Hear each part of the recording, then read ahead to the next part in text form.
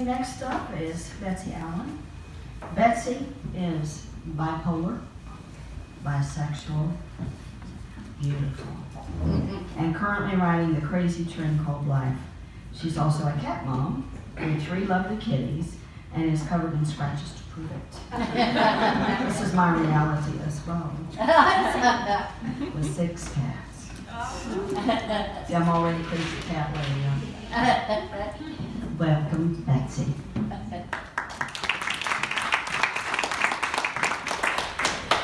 So when Kat first approached me about writing for this, I had no idea what to write, but I told her yes. I knew I'd think of something. And then someone I loved very much and was close to had passed away, and that's what I wrote about. I wrote about her. And by the way, this is my coming out story. This is how I'm coming out to select family and friends now. So congratulations on being there with me. And with that.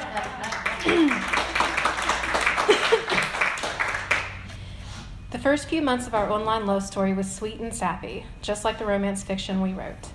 I don't know who came up with it, probably me because I love the movie Forrest Gump, but we started calling each other peas and carrots.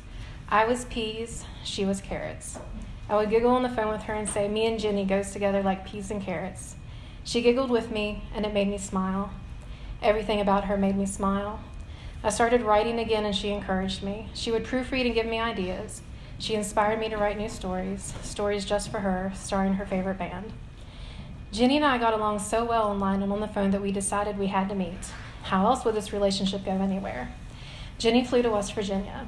I was still living with my parents, and they opened up our home to her for the weekend. My mom couldn't bear for her to stay in the cheap, dingy motel we had found for her. My mom and dad loved her. She won them over just by being Jenny. She was sweet, kind, and always had a smile on her face. At the time, I was working a full-time job at a department store. They wouldn't let me take the weekend off, so Jenny came to work with me. We put a fake name badge on her, and she bagged clothes and home items for customers after I rang them up. While she was with me, we would borrow my mom's car and go driving. We went to the mall one day and just walked around for hours, talking and window shopping. I wanted to hold her hand, but I was too scared. What if someone I knew from work saw me? What if I ran into members of my family and they told my parents? Jenny knew my fears, she understood them, and she tried to calm them. We talked of moving to a new state where no one knew us, where we could really be ourselves. We dreamed big together, Jenny and I. I wanted to follow those dreams wherever they took us, but my fear held me back. Nearly a year after we got together, Jenny and I broke up. It was mainly because of me and my fears.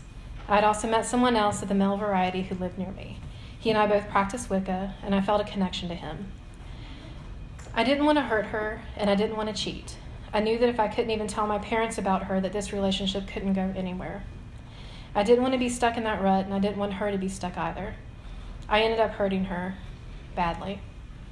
It still haunts me to this day. I tried to maintain contact with her, but she didn't want to, and I didn't blame her. I heard from her only one time after that, when she told me she had come out to everyone, even her family. She was now Jenny the lesbian, and she didn't care who knew it. I was proud of her and also jealous. She was brave. Why couldn't I be brave like her?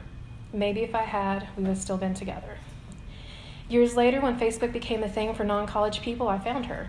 With great hesitation, I sent her a friend request.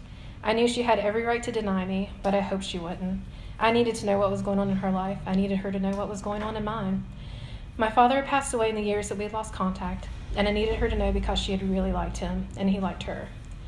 Back when I told my parents that she had come out, they were shocked, but Daddy had said he didn't care. He still liked her. I wondered if they knew about us, if he still wouldn't have cared. Jenny accepted my friend request on Facebook, and I immediately sent her a friendly message. I let her know that my dad had passed. She offered her condolences, but I could tell that there would be no connection again, not like it had been all those years ago. That was the price for breaking her heart, and I had to own it. The most contact we had was when we played Words with Friends. She always kicked my butt at it, and I never minded.